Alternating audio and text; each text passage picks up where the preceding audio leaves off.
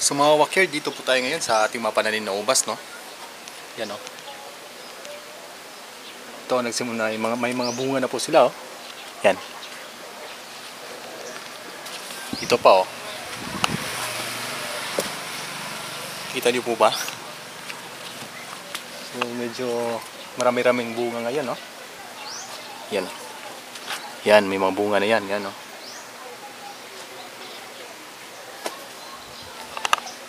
So, dahil sa tag-init ngayon, medyo maganda yung bunga nila. So, ito, oh. Ang ganda, oh. Ito, basta. Andito lang po ito sa bakuran namin. Bali, nasa harap po siya, sa bahay namin. Nasa harap po siya. At napakadali lang pong i-manage ito at alagaan. So, ngayon mga backyard ay pag-usapan po natin. Ito pong tinatawag natin na fruit thinning. Bali, binabawasan po natin yung mga bunga ng ubas para po ay lumaki po sila na at hindi po magsisiksikan, dahil kapag magsisiksikan sila ay posible po na maliliit po yung bunga ng ubas. So let's go mga kabakyard, samahan niyo po ako sa araw na to. So mga kabakyard, bali ito po yung example ng isang bunga ng ubas, bunch ng ubas na tatanggalan po natin ng ibang mga bunga dahil masyado po itong siksik sa bunga. Ito nga pala ang Brazilian na hybrid na variety ng ubas at kadalasan nito ay talagang napaka siksik po talaga ng bunga nito. So ang main reason po talaga nito kaya po tinatanggal po natin yung mga ibang bunga ay para po ay may distansya po sila, yung pagitan ng mga bunga, para lumaki po sila ng tama. At saka kapag masyadong marami po yung bunga ay mag-aagawan po yan ng nutrients.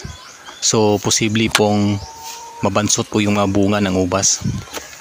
So kapag nababawasan na po yung bunga, kukunti na lang po yung mga ubas na nangangailangan ng nutrients. Kaya talaga pong malalaki po yung bawat butil o bawat bunga ng mga ubas natin.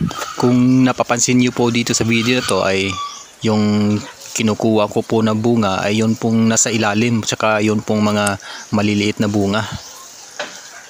So wag po kayo manghihinayang kapag ginawa niyo po ito dahil magiging sulit pa rin po yung effort niyo, dahil magiging malaki pa rin po yung bunga ng ubas. So okay na po yun kaysa naman ay marami sila, bansot, tapos nagsisiksikan pa.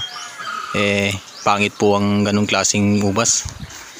So sa mga ganitong stage ay palagi po tayong mag-apply ng fertilizer, yung complete fertilizer po. Mag-apply po tayo kahit twice a month po, every 15 days. Gumamit kayo ng complete fertilizer.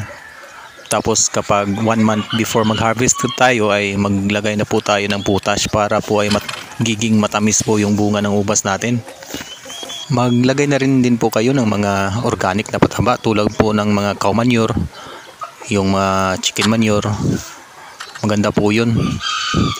Siguraduhin ninyo pong medyo matagal na po at tuyo na po yung mga manure ng hayop para po maganda po yung tubo ng mga bunga ng ubas. So tingin ko po ay okay na po ito. Medyo may space na po, no, yung mga between ng mga bunga niya. Medyo tutubo pa po ito ng konti, lalaki pa po ito ng konti. So hintayin na lang po natin. So hindi po lahat ng bunga ay magbabawas tayo ng bunga. Tulad po nito ay medyo okay po yung spacing nila, kaya hindi na po natin kailangang i-fruit thinning ito o bawasan ng mga bunga dahil tama na po yung spacing nila at normal naman po yung tubo nila. So monitoring na lang po tayo kung may mga insekto, mga fungi ay mag-spray po tayo ng insecticides or mga fungicides. At saka palagi po nating diligan ng tubig, lalong-lalo na po ngayon ay napakainit po ng panahon.